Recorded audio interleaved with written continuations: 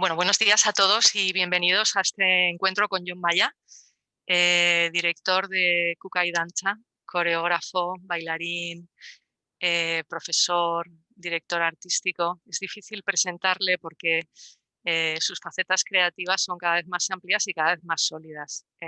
Voy a hacer así como una breve presentación de él y luego ya enseguida le voy a dejar la palabra, que lo más interesante va a ser escucharle y sobre todo poder dialogar con él. Bueno, John empezó bailando muy jovencito, danza tradicional vasca, fue en su primera juventud, creo que 7 veces campeón de Aurreskus de Euskal Herria, si no me equivoco, y, y también muy jovencito, en el año 2001, creó Kukai Danza, un proyecto que está a punto de cumplir 20 años y que ha trabajado siempre fusionando la danza vasca, la danza tradicional vasca, con los lenguajes de la danza contemporánea. Pero es una compañía que ha tenido muchísimo reconocimiento. Empezó con su primer Max en el año 2009 a Espectáculo Revelación. En el año 2015 tuvo otros dos. En el año 2017 tuvo tres por Oscara con Marcos Morau. En 2017 también recibió el Premio Nacional de Danza. Ha tenido una trayectoria muy larga, muy prolífica, muy reconocida, y una de sus señas de identidad ha sido precisamente trabajar con grandes coreógrafos, invitar a coreógrafos a que aporten talento a las producciones de la compañía. Pero no solo eso, ha trabajado también en muchos otros campos: la gastronomía, la arquitectura, el cine. El último proyecto en el que John May ha estado intensamente metido ha sido la producción de las galas del Festival de Cine de San Sebastián y el estreno de un documental dirigido por él. En fin, muy polifacético, muy interesante. La compañía cumple 20 años dentro de poco, el año que viene, y tenemos la suerte de tenerlo aquí. Nos gustaría, lo hablo para que luego no lo tenga que decir él, que el encuentro fuese en gran medida un diálogo. Él va a plantear algunos temas, pero él mismo lo dirá después: ningún inconveniente a que podamos hacerle preguntas, en fin, dialogar con él en definitiva. Así que John, muchas gracias. Está aquí porque el sábado tenemos en el Teatro Gauekoak su última producción. Para nosotros es un proyecto importante porque cierra un proyecto del museo a puerta cerrada. Él hablará con mucho detalle de él, que ha sido una coproducción entre Kukai Danza y el Museo Universidad de Navarra. Y abrimos el ciclo de Museo en Danza también con él y con este espectáculo Gauekoak. Estamos muy contentos todos de volver a encontrarnos en los teatros y, y de que sea con John Maya. Así que, John, gracias y todo tuyo. Gracias. Bueno, eskerrik asko, Teresa, y eskerrik asko al museo en general, a las y los que estáis asistiendo, y creo que tenemos una cuadrillita por ahí, telemáticamente también, con nosotros, así que un saludo para aquellos también, aunque no los veamos. Bueno, como indicaba Teresa, mm, os digo de verdad, no me gustaría que esto fuese un formato conferencia, que me marco un rollo importante y al final, ya cuando estéis ya medio mataos, me hagáis unas preguntas. Voy a ir hablando aspectos, digamos, que de forma muy natural, de mi trayectoria, de nuestra trayectoria, del proyecto A Puerta Cerrada, pero me gustaría que condujésemos un poquito entre todos, es decir, aquellos aspectos que despierten interés, curiosidad, duda, o genere comentarios, pues en cualquier momento intervenís y así canalizamos la intervención hacia el interés de los presentes. Y además invito a Teresa y a Dulce, sobre todo, que conocéis tanto más como yo muchas de las cosas que se van a hablar, que también colaboréis en canalizar, en mencionar aspectos, en puntualizar o preguntar cosas que puedan ser del interés, que a veces es difícil. eh, lo que para ti es algo natural, sucede con naturalidad, igual desde fuera se está viendo como un punto de interés importante, o al revés, lo que para ti es tan importante, mmm, para la audiencia en ese momento, pues no es una anécdota, ¿no? Entonces, bueno, también si desde vuestro lugar queréis puntualizar o colaborar, yo encantado. Bueno, como decía Teresa, ver, a veces se me hace difícil, oigo todos estos datos y digo, wow, es verdad, pues están pasando los años y vamos haciendo cosas, ¿no? Aunque parezca mentira, porque bueno, yo vengo aquí, me siento y tengo esa sensación de que prácticamente tenía hace 20 años, o incluso antes de esos 20 años, antes de que existiese Kukai, me siento con esa emoción, con esas ganas, con esa ilusión, hambre, intuición por hacer las cosas, ¿no? Y que al mismo tiempo creo que es mi motor, es decir, esa... mira, esto seguramente igual podría responder Dolza mejor que yo, esa que igual es la que más lo sufre, que me hace de frontón. Eh, Creo que realmente esa emoción es el motor, ¿no? De hacer las cosas. Y hay una cosa que recuerdo, una reunión de trabajo que tuvimos ayer mismo, ¿no? Eh, que siempre intento recalcar, ¿no? Nunca podemos caer en hacer un espectáculo más. Que un proyecto siempre, que no sea nunca un espectáculo más.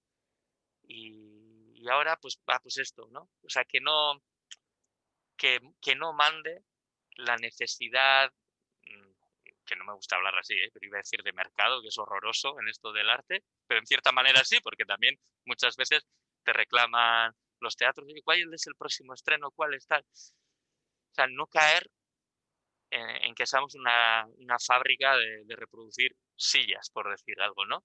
Pues ahora toca hacer esta silla, nueva temporada habrá que hacer otra silla. Para mí sería, mi mayor fracaso siempre sería ese. Y creo que una cosa que nos mantiene muy vivos, a veces igual demasiado vivos, es justo lo contrario. Es decir, que cada proyecto que hagamos sea especial por algo. Y esto muchas veces puede llegar al público o no, pero que este motor que nos impulsa a nosotros realmente sea importante, tenga esa motivación extra, o sea, que cada proyecto sea diferente o por el contenido que trata o por el equipo artístico que se crea o por la trascendencia que pueda tener, incluso individual, o sea, vital, ¿no? Y en ello estamos. Es decir, lo que decía Teresa, ¿quién me va a decir a mí en el mes de mayo, en el mes de abril, que en el mes de septiembre íbamos a estar estrenando un documental en el Festival de Cine de San Sebastián y dirigiendo las galas? Pues yo, desde luego, no es que no me imaginase, es que ni se me pasaba por la cabeza. Pero es verdad que hay un momento que se te empieza a pasar por la cabeza.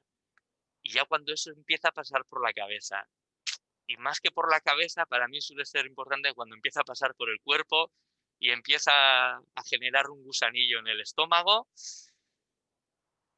ahí empieza a pasar algo. Y ya ahí cuando te pones la pila y pones la maquinaria en marcha, es cuando realmente luego puede pasar. Y esto que es tan visceral y tan orgánico, decirlo así, es lo que normalmente me pasa en el trabajo. Es decir, desde esa chispa es cuando va llegando, ¿no? Y de forma muy intuitiva, creo. Y esto lo digo, por un lado puede ser positivo y por otro negativo. Positivo, y me da incluso apuro decir esto en un espacio académico, es que muchas veces, y coincido con muchos compañeros y muchos creadores, que llegamos a un punto así eh, desde la intuición personal o desde ser autodidactas o, o no ser estudiados, ¿no? Que me da mucho que pensar. Eh, yo a nivel de danza es que no tengo nada que me avale, es decir, no tengo estudios de danza. Me he formado en el mundo de la danza tradicional y a partir de ahí, desde ese impulso que os decía que puedo ir teniendo cada día, he ido, pues bueno, imaginándome lo que me gustaría ir haciendo o por dónde me gustaría desarrollar mis inquietudes, ¿no? Pero yo no tengo estudios de danza, entonces muchas veces cuando voy o a un conservatorio o a hablar como hoy o a dar una clase, les digo, bueno, perdonad, pero todos vosotros ya estáis en una clase mucho más avanzada que yo. Y mira, y esto sería objeto de debate, creo. Podría ser objeto de debate porque me encuentro muchísimas veces con cantantes, con músicos, que, que llegan como con ese complejo que yo no he estudiado, ¿eh? Que llegas con cierto complejo a veces a los lugares, ¿no? Y dices, joder, pero luego es verdad que técnicamente y te encuentras con gente evidentemente muchísimo más brillantes, más estudiados y tal. Y dices, joder, pero muchas veces los proyectos que salen adelante son proyectos que salen desde esas inquietudes personales, ¿no? Y me parece que no tengo ninguna, es decir, no tengo ninguna opinión formada, iba a decir, pero ni siquiera tengo nada estudiado o algo para poner la mesa, pero sí que me parece objeto de debate que tendríamos que ver eh, esas trayectorias profesionales que se llevan a cabo desde dónde vienen, o incluso desde ámbitos no académicos, cómo pueden desarrollarse, o incluso desde los ámbitos académicos hasta dónde llegan, ¿no? Me parece que muchas veces, y es reflejo creo, de cómo está organizado, digamos que la educación artística, los estudios culturales, y bueno, ahí creo que tenemos un tema de debate para, para otra ocasión. Sí, sí, sí. Sí, genial, genial.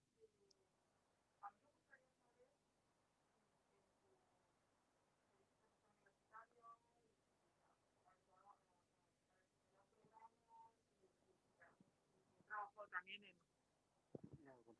he trabajado, gracias, perdón. He trabajado también en facultades de Bellas Artes y conozco un poco la educación artística. Y que a lo mejor una forma, no, dices, no tengo estudios formales, se entiende. Entonces me gustaría preguntarte por tu educación no formal, que la imagino riquísima. Eh, o sea, porque tu alimento, aparte de lo que nos estás diciendo, de la emoción, la experiencia cotidiana, las preguntas, los intereses que tienes, pues seguro que hay muchos elementos tremendamente formativos de los que la academia podría aprender. Totalmente de acuerdo. Sí, bueno, yo tengo estudios universitarios. Lo que pasa es que los tengo en comunicación. Soy periodista. Soy periodista. El único título que me acredita es mi título de periodista y ojo que lo ejercí, ¿eh? Lo ejercí durante varios años. Luego ya dejé el periodismo por la danza.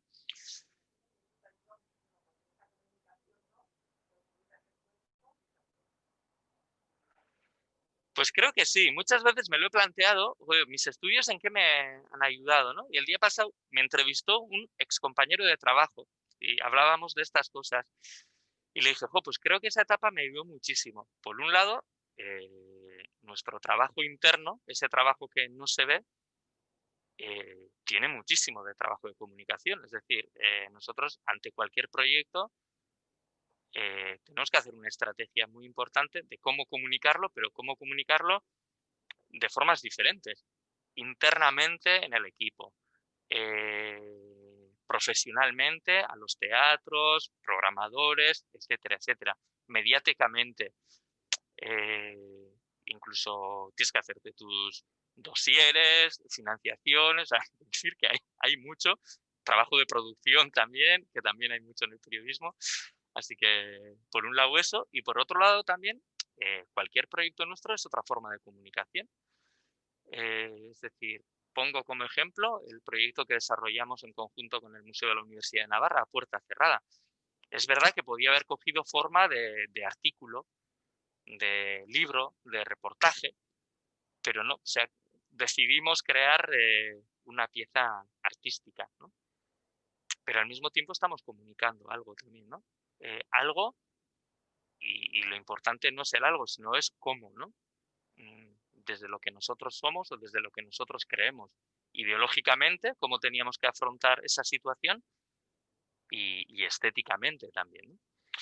Y uniendo con la pregunta que me hacías, pues sí, yo por ejemplo, como bailarín me he formado en el mundo de la danza tradicional vasca.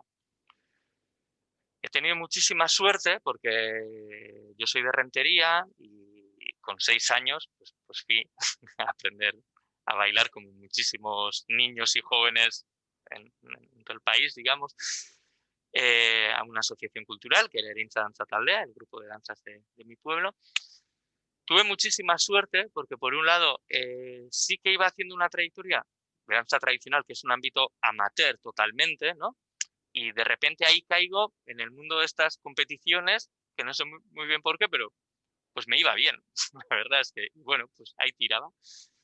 Pero desde ahí también empiezas a ver algo que no ves solamente desde el mundo amateur, ¿no? Porque ya tienes como otra proyección y vas viendo cosas. Y sucedió una cosa muy importante, y es que cuando yo tenía 12 años más o menos, llegó a nuestra escuela una profesora, Maite Guiguren, me emociono un poquito al recordarla, que ella era de Rentería, nacida en San Sebastián, vivía en Rentería y vivía en Roma. Hizo una carrera profesional como bailarina clásica y contemporánea. Y tras dejar su carrera en Roma, vino a Rentería y se puso a dar clases. Claro, imaginaros aquel ámbito totalmente amateur en los años o sea, mediados de los 80, que íbamos a bailar prácticamente a un garaje, cuando llovía con catiuscas, cuando hacía sandalias, jugábamos a fútbol antes de los ensayos. O sea, el contexto era ese.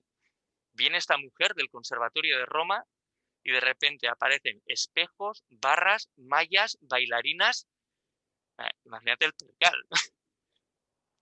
Pues nosotros que éramos un grupo de amigos maravilloso, que muchos de ellos siguen siendo muy buenos amigos míos, pues dejan de bailar. O sea, yo no vine a hacer ballet, yo venía a bailar, ¿no? Y yo, pues bueno, pues la verdad es que lo que iba haciendo, iba probando, me hacía sentir bien. Y incluso pasábamos exámenes. Y recuerdo que vinieron del Conservatorio de Biarritz a uno de esos exámenes y a ver una clase. Y uno de los examinadores, Koldo Zabala, difunto Koldo Zabala, a quien le tengo mucho cariño, dijo, uy, estos dos chicos tienen algo especial. Y aquellos dos chicos éramos yo uno y el bailarín Iker Murillo, que lo bailó en Béchar muchos años, tal, era el otro. Y dijo, pues estos dos chicos deberían de hacer algo. Y dije, bueno, pues yo como para probar nunca he tenido ningún problema, pues tira. Primero nos hablaban de ir a París, de Madrid y tal, y eso a mí no me hacía mucho chiste y en mi casa menos todavía. Y fuimos al Conservatorio de Bayona. Que yo ahí me encontré con un mundo totalmente nuevo, con 13, 14 años, donde yo sabía que no, o sea, en ningún momento tuve la creencia que me iba a dedicar a la danza clásica, pero, o sea, no era que me gustaba o no, es que ni me lo planteaba directamente. Pero es verdad que cuando, o sea, decía, joder, pues esto que hago es que me viene muy bien. Y además aquel profesor era muy curioso. Yo recibía clases 2 veces por semana, uno con un profesor francés, que no le entendía nada, y encima estaba dentro de un grupo de un montón de niñas que se pegaban entre ellas para ser la mejor de clase, y yo llegaba como un extraterrestre allí, entre que no entendía, nadie sabía quién era. Pero bueno, yo ahí estaba, algo sacaría de aquello. Pero luego los sábados estaba con este Koldo Zabal, el que nos reclutó. Y este era un personaje muy curioso, porque sus padres eran niños de la guerra, fueron de Vizcaya, una familia vizcaína, se exiliaron en San Juan de Luz, se instalaron en Biarritz, él estudió danza y fue bailarín de la Ópera de Burdeos, bailarín clásico. Cuando se retiró, volvió y por un lado recogió un poquito el testigo de los ballets Olaeta, que también, estando en Vizcaya, se instalan en la época del exilio en Bayona y funda el ballet Oldarra. Entonces él, por un lado, recoge, digamos, ese testigo que le venía de sus orígenes, de esa raíz, de la danza vasca, de esas ganas de estilizar la danza vasca y llevarla a un escenario, pero por el otro lado es profesor de danza clásica en el Conservatorio de Bayona. Y claro, yo llego allí y de repente me encuentro haciendo barra clásica, pero él muy cuco, pues de vez en cuando metía palabras en euskera o metía, la danza vasca y la danza clásica tienen espacios comunes, ¿no? por cierto, Ibis Albizu, que la vais a tener aquí, asistí a una conferencia muy interesante que hablaba precisamente de este mito y que nadie sabemos si realmente ha existido o no, pero es verdad que coreográficamente existen estos. Entonces, claro, yo me veía haciendo barra clásica, pero me veía haciendo esas cosas que me acercaban, ¿no? Entonces, claro, estaba en el mundo de la danza tradicional, pero yo ya empezaba a ver esas cosas, ¿no? Veía esas cosas, veía espectáculos. Me acuerdo que cuando Thierry Malandain llega a Biarritz y se instala el centro coreográfico en Biarritz, de ir a verlos a Biarritz y a San Sebastián, al Victoria Eugenia. Claro, yo de repente veía aquel neoclásico y es cuando me empiezo a preguntar, y joder, y con las cosas que yo he aprendido, que estoy aprendiendo con esto, pues igual se pueden hacer cosas de estas. Pero bueno, eso estaba en algún lugar oculto por ahí, ¿no?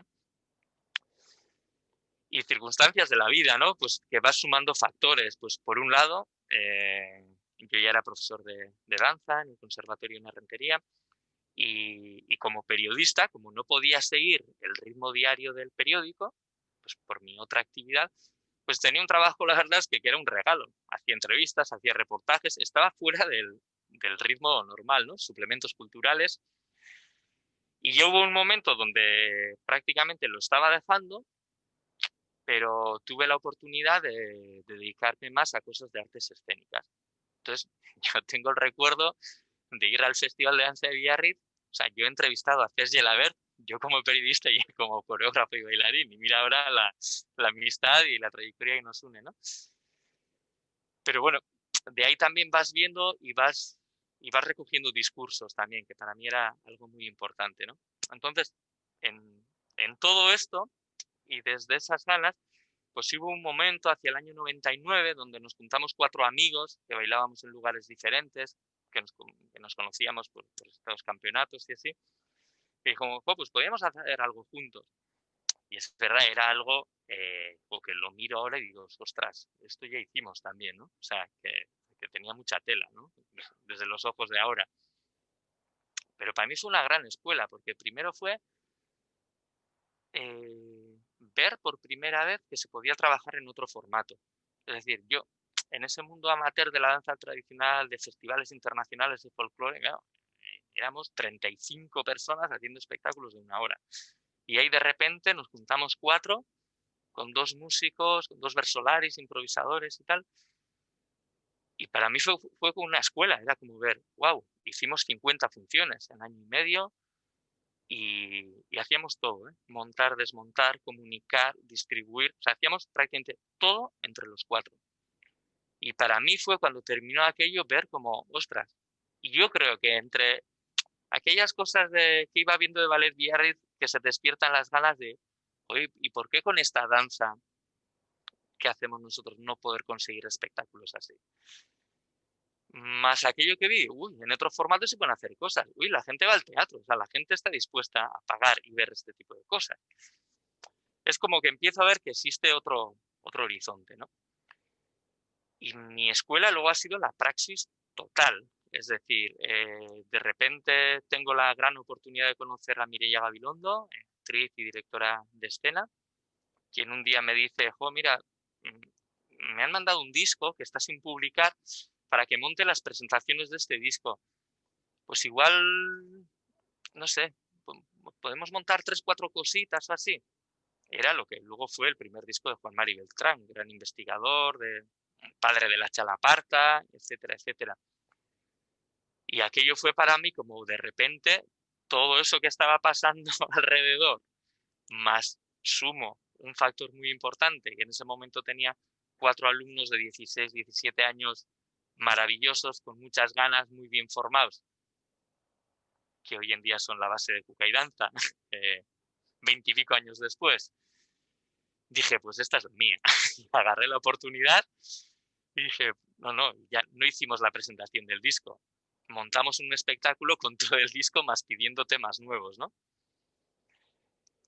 Y para mí es un claro ejemplo, ¿no? El hecho de conocer a Mireia, Tantaca Teatro A, pues de repente siento que me coloca ante un mundo que luego que luego descubro que es el mundo de las artes escénicas, que para mí en ese momento era ajeno. Aprovecho esa excusa también para generar lo que es Kukai, ¿no? Con estos 4 alumnos que son Alain, Urko, Ivonne y Eneko, más Nerea y Vanessa, que eran 2 viejas conocidas que bailaban conmigo en el grupo y así. Y empezamos ese primer espectáculo.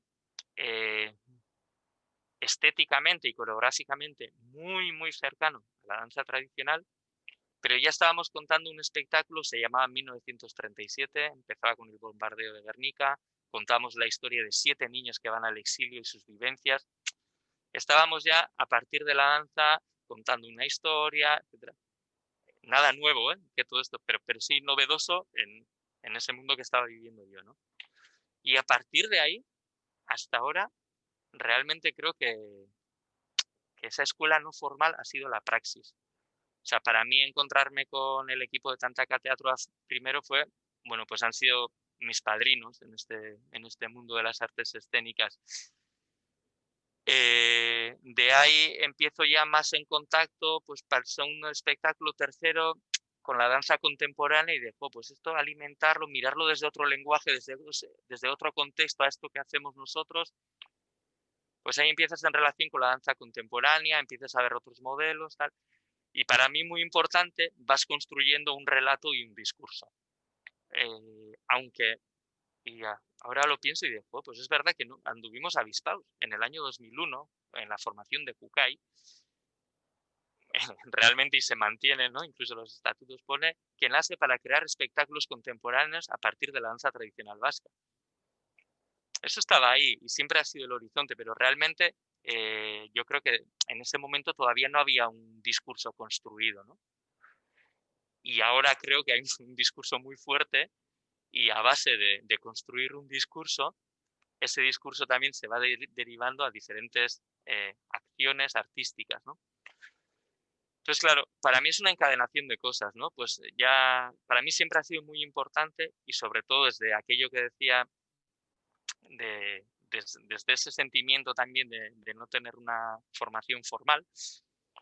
Y para mí el tener relación primero pues con el mundo del teatro, lo que he dicho, empezar en relación con gente, pues con coreógrafos del mundo de la danza contemporánea, para mí siempre era muy importante. Siempre he creído que lo que teníamos entre manos o ese ámbito era una materia prima muy interesante para crear desde hoy y para relacionarse. Siempre pongo como ejemplo, y soy muy pelma en esto, que me gusta viajar muchísimo y ir con una mochila. Pero en una mochila llevas lo tuyo y compartes, pero también metes lo que vas recibiendo en el camino, ¿no? Entonces, todo eso te va ayudando a enriquecer tu lenguaje, por un lado, a construir un relato y un discurso, y a partir de ahí también, ¿no? Con ese discurso más firme, y ya no solo con gente del mundo de la danza, y para terminar con esto iba a decir, también para hacer algo que estás visualizando, por ejemplo, un encuentro con la danza contemporánea, como estamos planteando en muchas de nuestras producciones, creo que tiene que suceder de verdad. No es una cuestión simplemente estética o, o superficial. Realmente tiene que suceder de verdad para que funcione, ¿no? Pero no que funcione a nivel cuantitativo, sino creativamente, ¿no? Y para eso tiene que tener mimbres muy potentes y tiene que ser muy firme, ¿no? Y para eso, yo decía, jo, yo para esto tengo que compartir con gente que venga de ese mundo, ¿no? Para que realmente exista una hibridación de verdad. Porque siempre he pensado que se hacen muchas cosas. Digo, bueno, va, me quito el traje tradicional, me pongo unos vaqueros y meto tal, y parece que es creación contemporánea, y no, es un maquillaje. Pero también a la inversa. Es decir, desde el mundo contemporáneo muchas veces he sentido que se miraba de forma muy superficial también, y esto es súper impopular, lo que estoy diciendo. Entonces me parecía que para que sucediese de verdad tenía que haber un conocimiento mutuo importante, una experimentación y una hibridación. O sea, generar nuevos universos a partir de lenguajes diferentes, ¿no? Y bueno, y ya no solo en el mundo de la danza, es verdad que según vas haciendo trayectoria, pues he tenido el grandísimo placer pues de poder compartir amistad y trayectoria pues con gente del mundo del cine, pues como ahora que hemos hecho este documental con la gente de Arena. o también de compartir inquietudes con gente como Andoni Luis Alduriz y de cómo, ¿no? ¿Qué relación tenemos nuestros procesos creativos desde la gastronomía o la danza o las artes escénicas? Y dices, pero sí, porque hay una búsqueda ahí, tal, hay unos orígenes, hay una apertura y tal. Y bueno, hasta el punto que hay conexiones que estamos trabajando juntos, no sabemos en qué, pero estamos juntos pensando en cosas, ¿no? Entonces, para mí ha sido este encuentro con gente tan diferente que me ha llevado a conocer nuevas perspectivas y nuevos ámbitos, lo que creo que me ha servido para construir un discurso que luego al mismo tiempo ha sido la tierra para construir diferentes proyectos.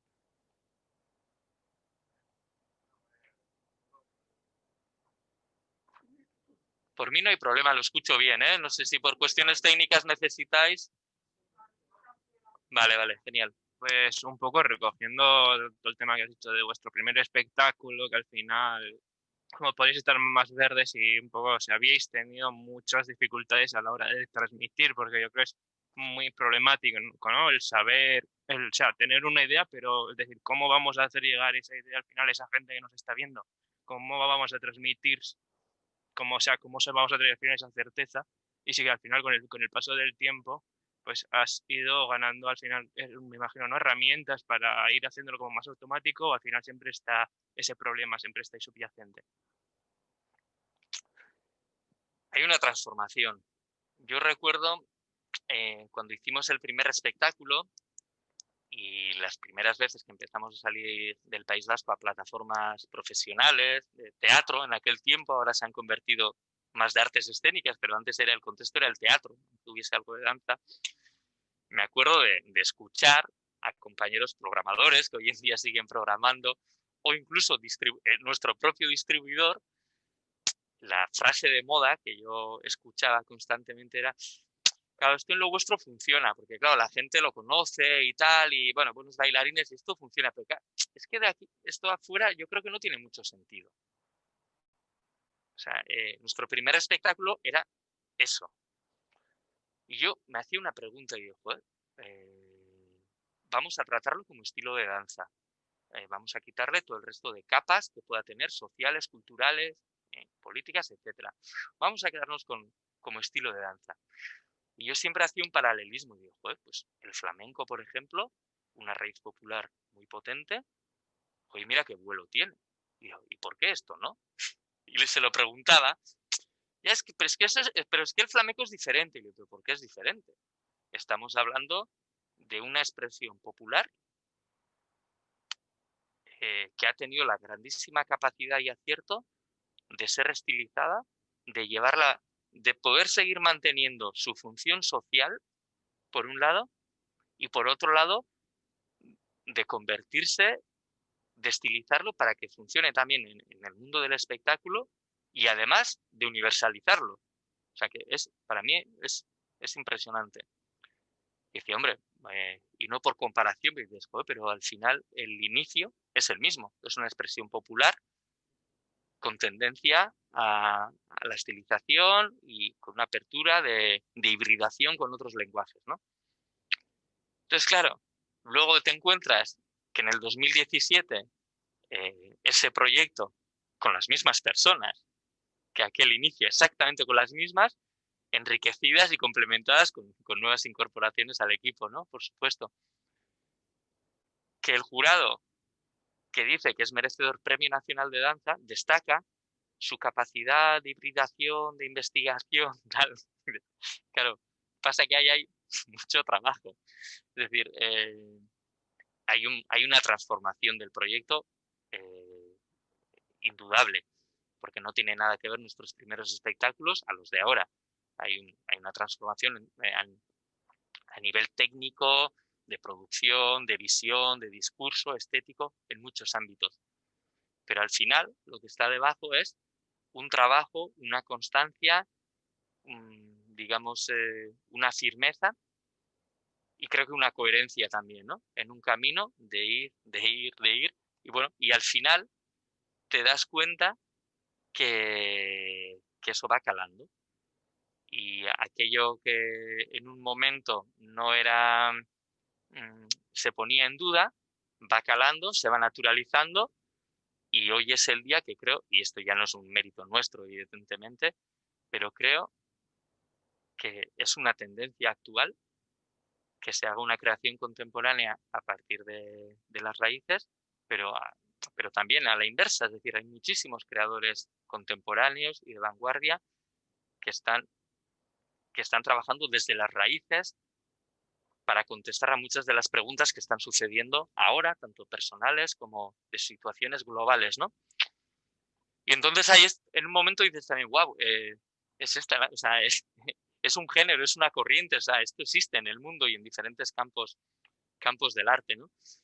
Entonces, bueno, es verdad que hay mucho trabajo y es verdad que en paralelo he visto proyectos que han nacido en otros lugares, que han nacido desde aquí y ves, uy, pues qué pena, porque discursos o gente con la que te identificas plenamente en un inicio y, uy, pues, ¿dónde se ha quedado, no, este proyecto? Bueno, muchas veces creo que es cuestión de trabajo, sobre todo, de intuición, de suerte y no sé mucho más que decir. Creo que sería eso. Sí, me parece muy interesante esto que dices de la raíz en un momento como el actual o el contemporáneo, ¿no? Donde está el mundo tan globalizado, donde estamos tan infoxicados, donde somos capaces de conocer otras culturas con una rapidez inmediata, ¿no? Pero me gusta mucho cómo en los últimos tiempos, yo vengo más del ámbito teatral, sí que hay una especie de generosidad en meterse en campos distintos, como la música aporta, como el cuerpo, o sea, en este momento creo que es algo muy enriquecedor. El COVID nos está dejando un poco encogidos, espero que podamos ampliar, pero cada vez es más interesante hacernos más preguntas desde los distintos ámbitos artísticos, ¿no? Yo acudí también aquí a la pintura, a los tres que estuvisteis, cada uno en su... y me pareció muy, muy interesante, me gustó muchísimo y cómo nos conmueve, ¿no? Nos conmueve a la humanidad, no aquí, no al País Vasco, ¿no? Pero hay algo de volver también a la tradición porque lo necesitamos para encontrar un poco nuestra identidad, ¿no? Y en este momento las identidades es un verdadero problema. Y luego quería preguntarte una cosa que a mí, bueno, esto lo tengo que decir porque me apetece. Como el mundo tradicional vasco es muy masculino y además vosotros jugáis en una especie de identidad no tan claramente masculina, pero sí pues por vuestra forma de vestir, por vuestra... Esto ya es pregunta un poco más curiosa y a mí es algo que me late mucho en mi ser. Veo como pocas figuras femeninas que tengan fuerza ahí. Me gustaría bueno, que explayaras un poco por ahí, o si habéis trabajado con eso, o si habéis batallado, o si es algo que no te lo he dicho primera vez, vamos. No, batallamos constantemente, todos los días. Sí, sí. Bueno, a lo primero, a tu primer comentario, me gustaría añadir para mí una cosa importante, y es que muchas veces esta cuestión de las raíces y de las identidades se ha tomado como una cuestión incluso excluyente, ¿no? Y creo que es todo lo contrario. Y me remito, y lo he hecho muchas veces, y en este proceso a puerta cerrada también, aquí en el museo, a dos grandes creadores como Chillida y Oteiza, ¿no? Nuestro segundo espectáculo, y otro ejemplo de la escuela no formal, lo hicimos en torno a la poesía de Jorge Oteiza, un espectáculo que se llamaba Girando Oteiza. Y cuando Oteiza habla de ser universal, profundizando en tus propias raíces, para mí es una clave súper importante que me identifico muchísimo en el trabajo que hacemos todos los días.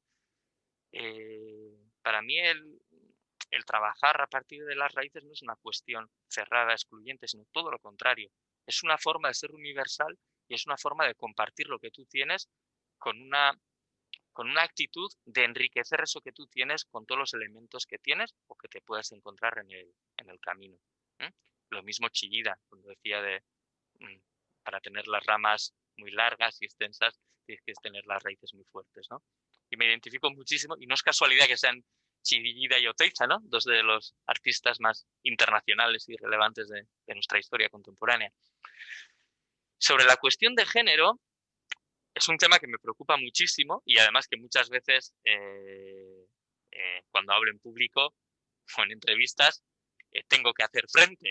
Pero me gusta porque me da pie a, a sacar digamos, mi opinión personal más allá de la que alguien se puede imaginar cuando vea un espectáculo nuestro en los escenarios. No estoy de acuerdo del todo en decir, bueno, sí, te entiendo por dónde va, perfectamente, en esa imagen masculina que pueda tener la danza vasca, ¿no? Creo que lamentablemente los modelos que recibimos nuestras generaciones sobre elementos tradicionales son clichés o etiquetas muy simplificadas de lo que realmente ha sido la tradición, ¿no? Yo opino que la tradición es contemporánea y en cada momento histórico y en cada momento de la vida se va adaptando a las circunstancias que existentes, igualmente hoy. Pues muchas veces creo que, y pongo como ejemplo también, pues estos ejemplos que se nos vienen a todos a la cabeza, ¿no? Como muchas veces desde la inseguridad o ignorancia nos acogemos a la bandera de la tradición para tapar ciertas cosas. Es decir, hoy en día hablar en algunas manifestaciones donde es que no, la discriminación de la mujer no, porque la tradición es así. Bueno, a ver, esto no es así. Y nos creemos muy modernos muchas veces en nuestras generaciones cuando a mí me ha pasado, dos hombres bailando juntos. Digo, oye, que en fotos y en vídeos de hace 100 años aparecen, ¿eh? Otra cosa es lo que hemos perdido en el camino y lo que nos ha llegado. Ese es otro tema. ¿Y por qué lo hemos perdido? Pero mujeres bailando, yo también me he educado. Yo cuando empecé a bailar ensayábamos separados, hombres y mujeres, para empezar. Y yo he aprendido bailes de hombres y no he aprendido bailes de mujeres. Los he aprendido después por mi interés. Y a ver, los bailes son bailes, ¿no? Y las personas son personas. Los bailes los pueden hacer las personas, cualquiera que sea su género. Esa es mi opinión. Y si te vas más hacia atrás, te vas encontrando que sí, que hay ejemplos de mujeres bailando y bailando muchísimo. Otra cosa es el rol que se le haya dado a las mujeres en muchas etapas de nuestra historia, ¿no? Y que hoy en día todavía recogemos, digamos, esa herencia y estas visiones, ¿no? Eso por un lado. Por otro lado, lamentablemente creo que también recogemos esa herencia, porque a nivel de danza también, la danza vasca concretamente, esa virilidad, masculinidad, fuerza del hombre ha sido muy destacada y a la mujer se le ha dado un rol, bueno, más de acompañante, que creo que no responde a la propia tradición, sino, bueno, a esa simplificación o a ese rol que se le ha dado en algunos momentos históricos. Pero esto tiene su factura también. Tiene su factura porque las bailarines y bailarinas que se crean en ese ámbito se crean con características diferentes. Y al final tú te vas nutriendo de ese grupo de gente. Por lo cual hay no es tontería lo que está pasando. O sea, no es solo casualidad. Eso por un lado. Y en nuestro caso concreto, es verdad que siempre intento y además me autoinculpo y hago autocrítica porque creo que hay que hacerla. Muchas veces funcionamos por automatismo. Realmente siempre intento tomar las decisiones en base a las características de las personas, no por su género. Es decir, si selecciona a una chica, automáticamente no se le sustituye por una chica. Se piensa en cuál es la mejor persona en sustituirla. O cuando se genera un nuevo elenco, nosotros hemos tenido a mujeres sustituyendo a hombres y al revés.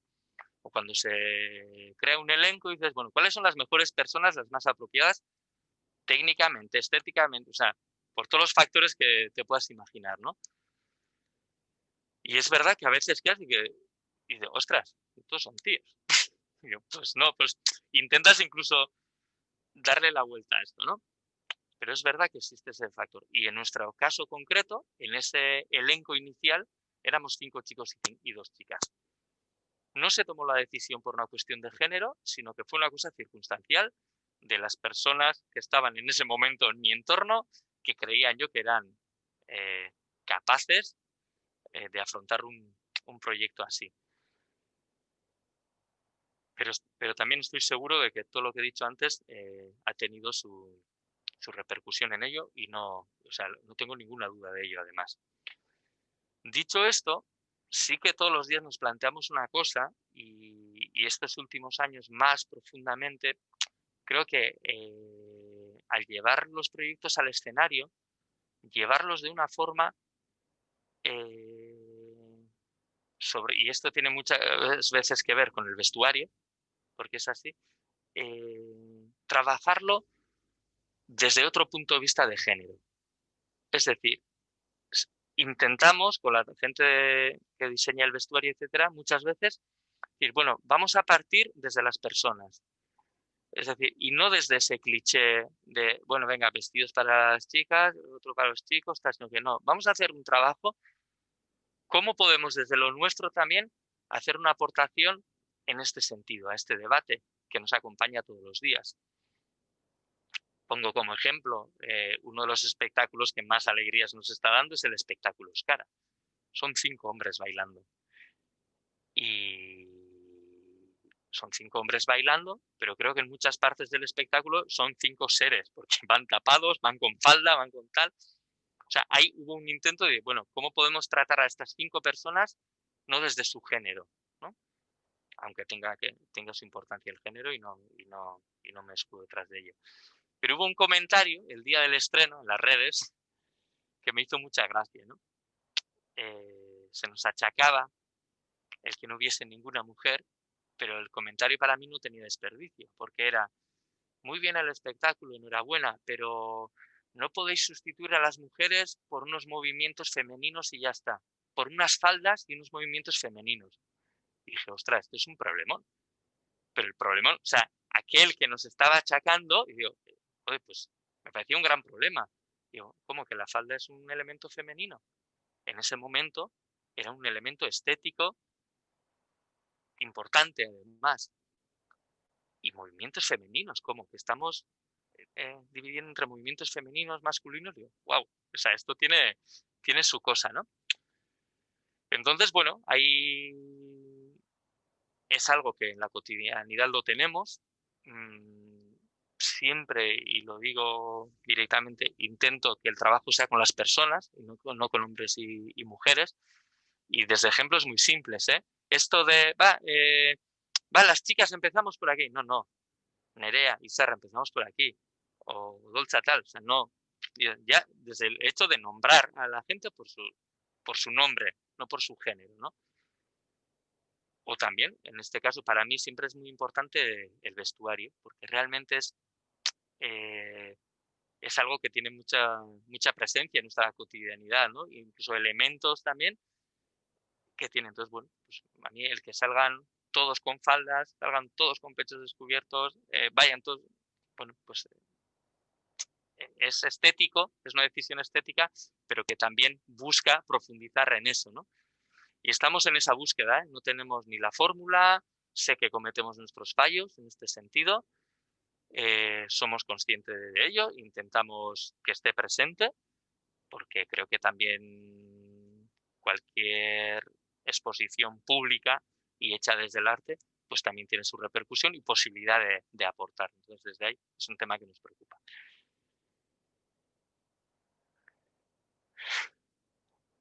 Yo sigo, ¿eh? Si hay alguna cosa más, si no, sigo un poquito. Pues bueno, pues un poquito desde mi inicio personal a Kukai, bueno, pues ha ido apareciendo, ¿no? Sí que me gustaría un poquito hablar de cómo aparece este proyecto a puerta cerrada. ¿Cómo y por qué? Antes en la rueda de prensa hablábamos de esto, ¿no?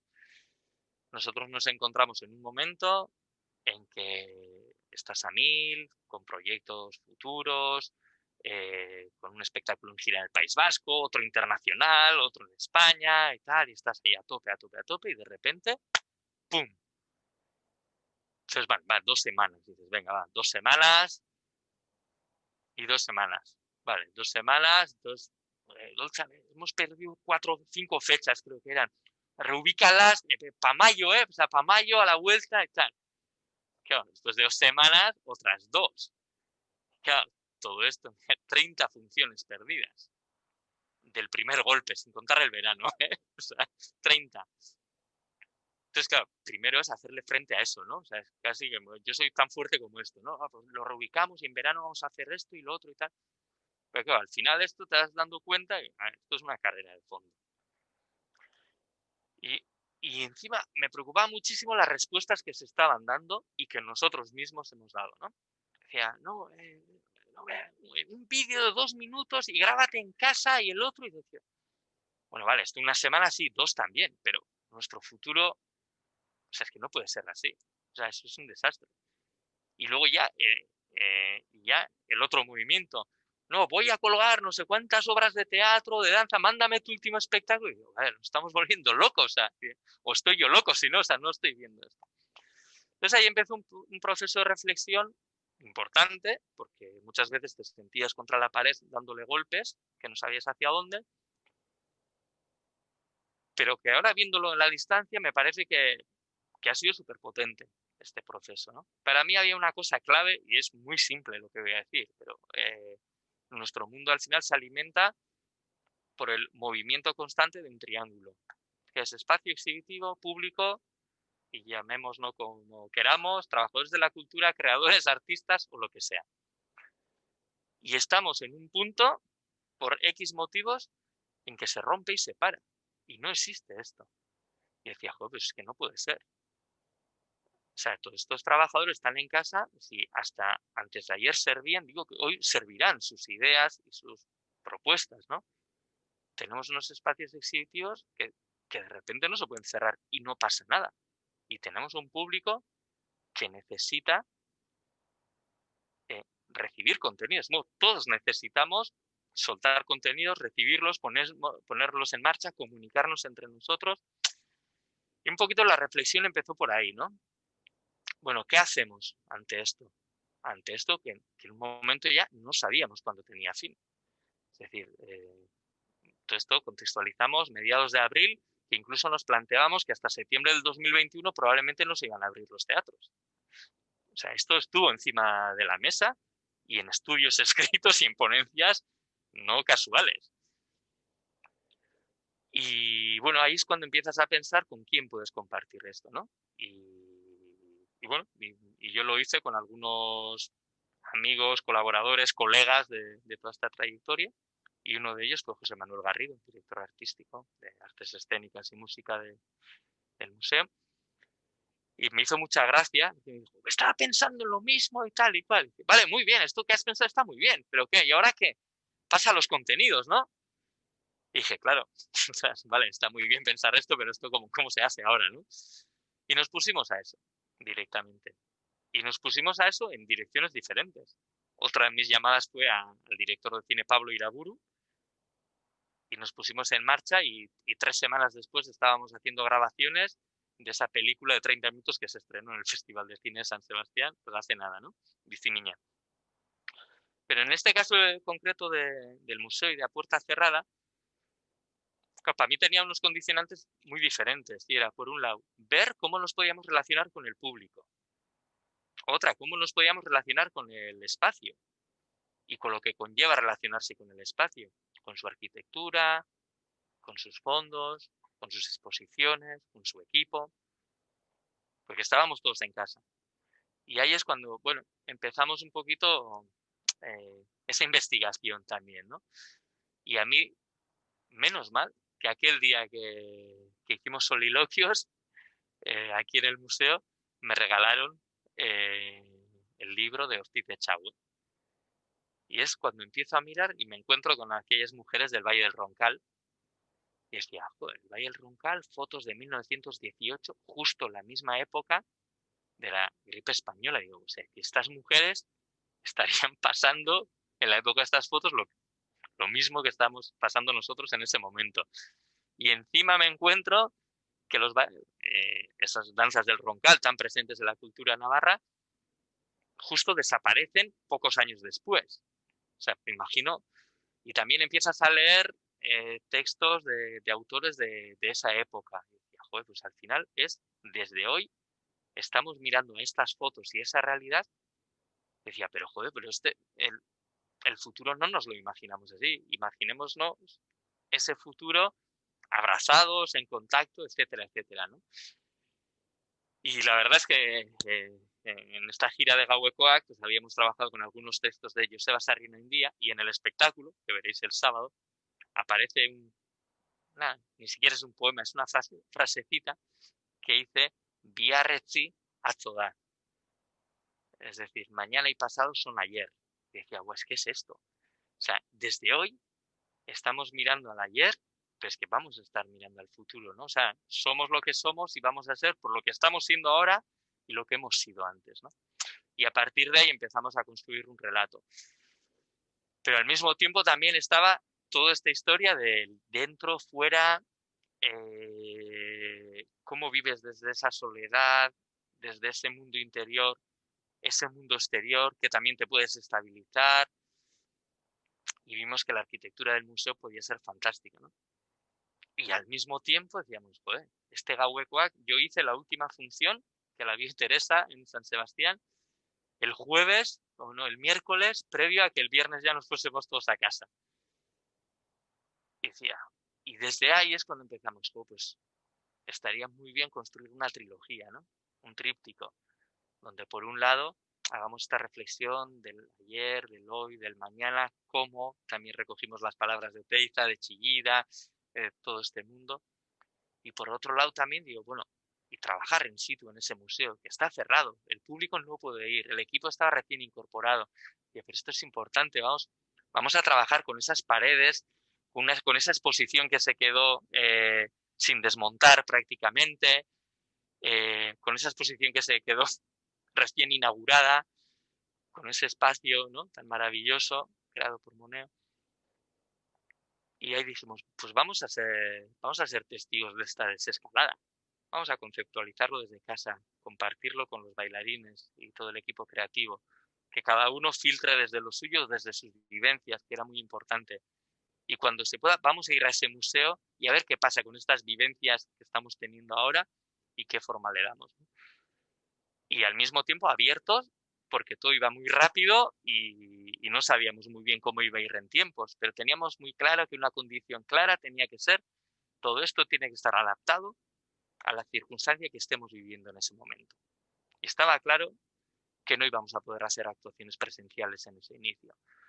Pero también teníamos claro que ese público necesitaba recibir contenidos y que nosotros necesitábamos relacionarnos con ese público.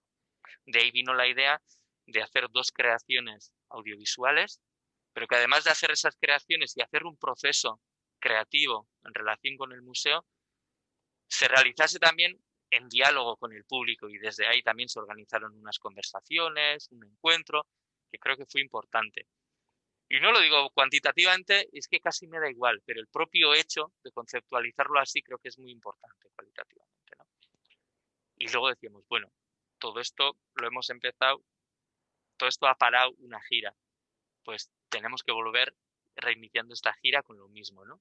Que es este Gauekoak, que además ha cobrado muchísimo, muchísimo sentido, que lo decíamos aquí, es la crónica de un confinamiento, es que es tal cual. Sucede en un espacio cotidiano, que puede ser una casa, un estudio, un taller. Soy el único bailarín, estamos 3 creadores, un músico, un cantante y un bailarín. Pero en este sentido para mí ha sido como esa reflexión de lo que he ido haciendo durante mi trayectoria, esa búsqueda por medio del encuentro con diferentes creadores, y luego cómo es esa vuelta, después de filtrarlo por esos creadores, cómo es esa vuelta a lo que yo hago, ¿no? Y bueno, y eso es precisamente en Gauekoak, lo que vais a poder ver el sábado, la búsqueda de un creador en compañía de otros creadores, y bueno, somos 3 intérpretes y solemos decir, bueno, somos como esos vecinos del mismo bloque, que estaba cada uno en lo suyo y escuchas al otro lo que está haciendo, pero que al final terminamos juntándonos, ¿no?, en el mismo espacio. Bueno, pues somos un poquito eso nosotros 3 también. Y para mí es muy especial porque esto llega en un momento, claro, antes hemos hablado, que empecé a bailar con 6 años y yo lo único que he hecho en mi vida ininterrumpidamente ha sido bailar. El resto de cosas han podido ser temporales, lo que sea. Pero llegó un momento en que entre el cansancio y el volumen de trabajo, también en los últimos proyectos me estoy encargando más de dirigirlos, de acompañarlos, pero no de bailarlos, ¿no? Y al final, pues cuando tienes una edad y practicas menos, pues te cuesta más, por lo cual cuando te pones y dices, uff, y ahora esto, ¿no? Pues todo eso me ha pasado, más mis rodillas desgastadas, etcétera, etcétera. Y entonces dije un momento, pues ya está, 40 años, y dije, pues ya está, mira, contento lo que he hecho y ahora pues sigo, pues lo dirijo y tal, pero ya de esto que dices, mira, al escenario ya por placer, pero no. Y ahí quedó. Claro, yo esto lo dije el primer día de vacaciones, pero llevaba tiempo con ello, pero lo dije el primer día de vacaciones. Y bueno, pues ya está, pues era así. Bueno, en el equipo ni lo dije, esto lo dije en mi casa, en el equipo no sabían todo esto.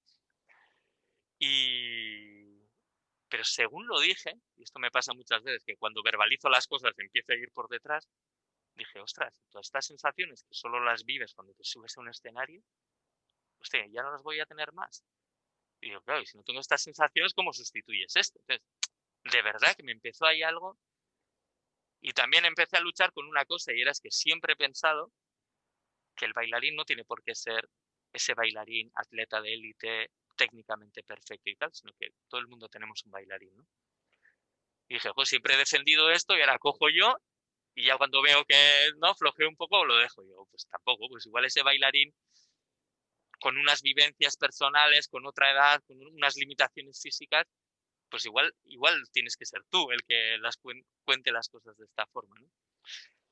Y ahí empecé un camino, dije, bueno, pues empecé a compartir esta reflexión y hablé con Mireia Gavilón, ¿no? Con aquella que hice el primer espectáculo, con la que siempre he estado muy unido.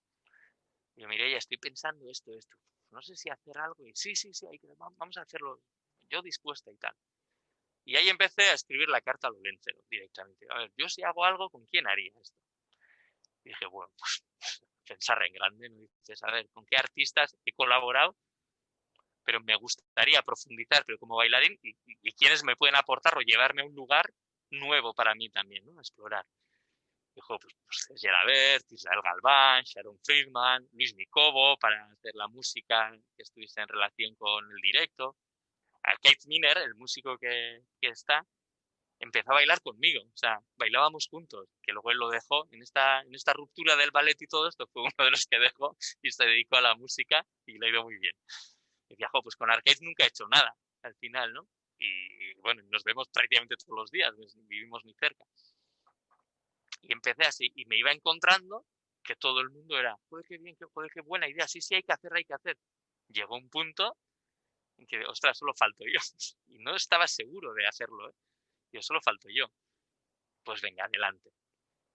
Y antes lo decía en la rueda de prensa, y era ya casi cuando, ¿no? Te estás despidiendo en el puerto y de repente, ¡oh! Y te amarras, ¿no? Pues para mí Gauetuak ha sido eso, de repente agarrarme a ese clavo ardiendo y disfrutar muchísimo, muchísimo, muchísimo en el proceso. En el equipo lo dije el día del estreno, digo, mira, está mal que yo diga esto porque os he liado a todos, pero ya estoy satisfecho, ¿eh? Con hacer la función de hoy, ya está. O sea, por el proceso tan bonito que ha sido, para mí suficiente. Pero no, era mentira. O sea, en la gira estoy disfrutando tanto con el proceso y no tenía que haberlo dicho. Pues que estoy recuperando sensaciones pues diferentes, el llegar a un teatro y dedicarme solo a lo mío y no tener esa visión general, ¿no? Que ni buena ni mala, que la tienes que tener cuando estás al frente de un proyecto, ¿no? O para mí, o sea, ir solo a ensayar a un estudio, por ejemplo, esa cosa tan básica y el que te den y que tengas ese gusanillo. O sea, a mí me ha pasado estar ensayando planificado de lunes a viernes y el domingo recuerdo que la compañía estaban fuera, estaba yo como, voy a descansar para volver el lunes, y esa inquietud de coger el domingo a la tarde y me voy al estudio. Y irte el domingo a la tarde al estudio y tal. Y creo que es el ejemplo, ¿no? Y de estar concentrado y enchufado. Entonces, bueno, para mí ha sido está siendo una muy buena experiencia, porque por un lado he descubierto como intérprete algunos Jones que no conocía, y eso me ha gustado mucho, porque todos estos creadores y coreógrafos me han llevado a lugares diferentes para mí dentro de esta exploración. Entonces, independientemente del resultado final, que puede gustar más, menos una cosa que la otra, el simple hecho de explorar y llegar a lugares diferentes para mí ha sido bonito.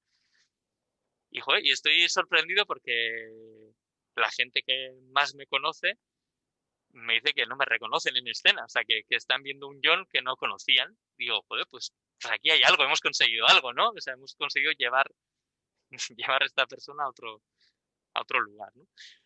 Y desde ahí, entonces, pues este proyecto a puerta cerrada es claro ejemplo de las vivencias del confinamiento, ¿no? Soy una persona que normalmente trabajo desde la acción y entonces, después del primer sopetón y ya del desoriente, ya te pones en marcha. Nos ha traído cosas malísimas y esta foto somos claro ejemplo de ello. Pero realmente creo que estos procesos de reflexión también han sido importantes y necesarios. No sé si quedarán para el futuro o no, algunas cosas creo que sí, pero el simple hecho que existan algunas manifestaciones artísticas a partir de esas reflexiones, que exista una mesa de trabajo que sea pensamiento en danza, también viene de ahí, creo. Y creo, y me gustaría además, yo en este sentido creo que no he descubierto nada, pero he descubierto internamente, que hay cosas que nunca van a sustituir al directo y que no las sustituyan, pero que sí pueden complementar muy bien.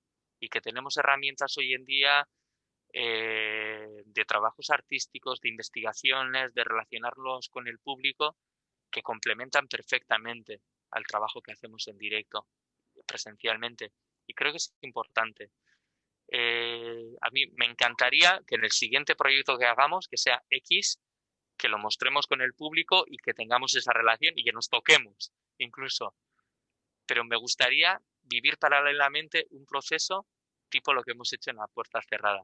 Es decir, porque enriquece y profundiza muchísimo en la relación artista-museo, en este caso, en la relación museo-público-artista, y creo que es importante. No me gustaría que se quedaran como una respuesta del momento, sino que pudiesen perdurar este tipo de cosas porque pueden abrir líneas de pensamiento, líneas de relación, también de nuevos públicos.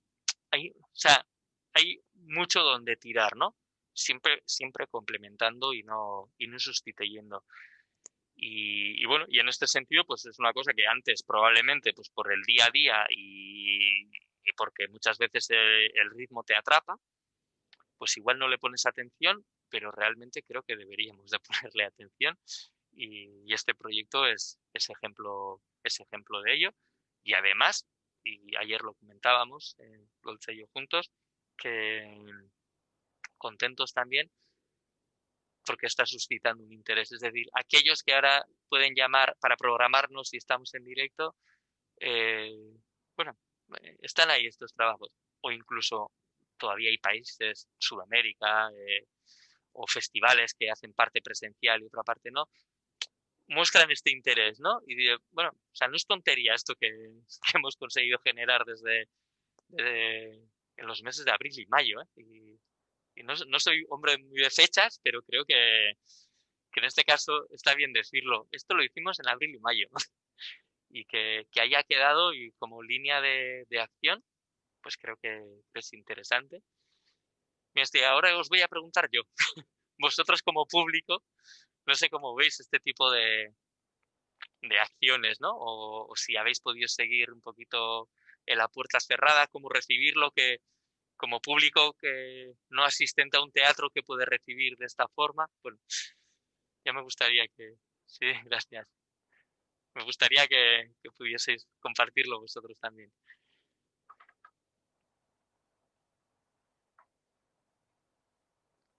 Si queréis, ¿eh?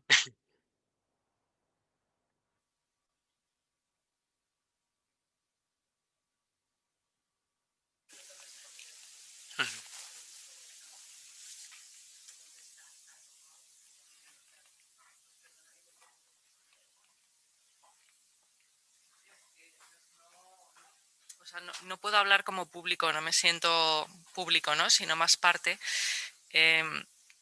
Y no voy a decir nada nuevo de lo que tú ya has mencionado, ¿no? Pero realmente fue, por un lado, una necesidad de efectivamente no dar la espalda a lo que estaba pasando desde un punto de vista artístico y profesional. O sea, no podíamos en el museo seguir haciendo como que no había pasado nada. Y por otro lado y por lo tanto, esto era en lo que estábamos todos, pensando en lo que estaba sucediendo. Y por otro lado, fue muy emocionante.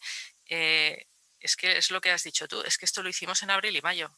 Es que estábamos aquí en mayo esperando el resultado de la PCR con las máscaras, no te acerques, no, espera que la distancia, este grupo, aquel otro. Y fue muy emocionante como esa vuelta con todas las precauciones que tuvo y todas las novedades que tuvo. Pero fue realmente muy emocionante poder volver otra vez a trabajar y generar algo que tenía todo el sentido, ¿no? Que tenía todo el sentido y que hablaba de una experiencia que había sido y que está siendo todavía muy dura para todos, ¿no? O sea que yo hablar como público me resulta difícil porque me encuentro muy metida, ¿no? Pero no sé si alguien lo ha visto y que han trasladado esas piezas al público, ¿no? Sería la verdad que interesante saberlo. Si alguien lo ha visto, pues que lo cuente, sí. Pero sí que lo llegué eso a leer y también me pareció una oportunidad de un estar vivo, ¿no? El decir, jo, ahí el museo en ese espacio y el poder estar ahí trabajando, ¿no? Decía que gozada que a pesar de estar cerrado, jo, sigue estando vivo, ¿no? Esos espacios, esos muros y no sé, sí que lo que has contado, ¿no? De la fotografía, de cómo os llevó a la historia. Eso pues, por la prensa lo había leído y sí que tenía ganas de poder verlo y no, pero lo veré. Muy bien, muchas gracias. Yo tampoco lo he visto, pero yo estoy sintiendo un poco el hastío del online, de alguna manera, ¿no? Sí, sí. Y yo quiero ir a veros en directo. De hecho, yo a ti no te he visto bailar nunca y he visto varios espectáculos de Kukai, pero he visto tus entrevistas, he visto tu labor de dirección, ¿no? Y yo te quería decir que eres un tío con suerte. Es Un verdad. tío afortunado, John. Es verdad. Bene Benetan. Porque volviendo al principio de tu discurso de hoy, digamos, me acuerdo mucho de un libro que se llama El Elemento, de Ken Robinson, que se ha muerto hace poco, y estás lleno del elemento. O sea, tú tienes un elemento intrínseco en ti increíble que das mucha envidia, porque la mayoría de la población no hemos alcanzado el elemento que tú tienes con esa entrega, ¿no? Y eres, desde luego, una persona inspiradora para todos, y nos haces disfrutar y nos hacéis disfrutar del directo. Yo abogo por el directo porque Yo también, ¿eh? aunque la mezcla de elementos es estéticamente preciosa, ¿no? Fíjate, me ha ido a la cabeza a un concierto de Mikel Laboa y Arce en el Labrit, quizá a principios de los 80, con un montón de mezclas de elementos. Y bueno, se me pone la carne de gallina de recordarlo, imágenes proyectadas en la pared del frontón. Y decía, fíjate, ¿desde cuándo se hacen la mezcla de elementos, ¿no? Precisamente. Y bueno, me parece muy bonito, ¿eh? Pero eso, que del online estoy un poquito Sí, normal, yo también, saturada. como ciudadano hasta el gorro. Y bueno, Pero, simplemente te quiero decir mi esker porque nos hacéis disfrutar muchísimo cada vez que os vemos y de verdad, bihots. bai, es que ricasco, Zuri. Me gustaría, antes, igual no lo he mencionado, cuando se me preguntaba sobre la escuela no formal, precisamente es esto que estás diciendo. Nosotros ni llegamos a inventar nada, ni llegamos a descubrir nada. Somos fruto, y esto el día pasado lo decía en una entrevista que me hicieron a consecuencia de la memoria de Olaeta y los ballets Olaeta, ¿no? En diferentes periodos de la historia, en cada momento, creo que desde aquí ha habido un intento desde la cultura popular de estilizarlo. Me da igual, incluso desde el Lehendakari Aguirre a Arche y Laboa, a Urbels, tal. Entonces, llegamos gente como nosotros y no es que descubras nada. Es que al final también somos frutos de todos esos intentos en momentos históricos diferentes, que cada uno lo ha hecho en base a las tendencias de su momento. Y nosotros las hacemos con las de nuestro momento. Pero claro, venimos de ahí. Entonces, o sea, las cosas que salen ahora es un reflejo de todo esto. Que si Sdo Camairo no hubiese existido, pues probablemente igual no se nos ocurre meter unas audiovisuales y tal, o sí, o se nos ocurriría otra cosa, pero todas estas cosas pues tienen que ver. Entonces, pues está muy bien recordarlo porque no, pues somos fruto de lo que se ha vivido en otras épocas, indudablemente.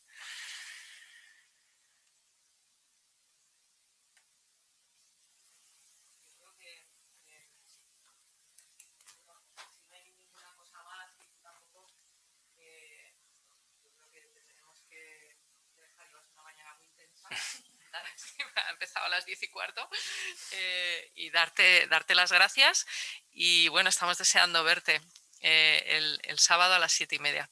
Deseando verte. Muchas gracias. Deseando subirme al escenario.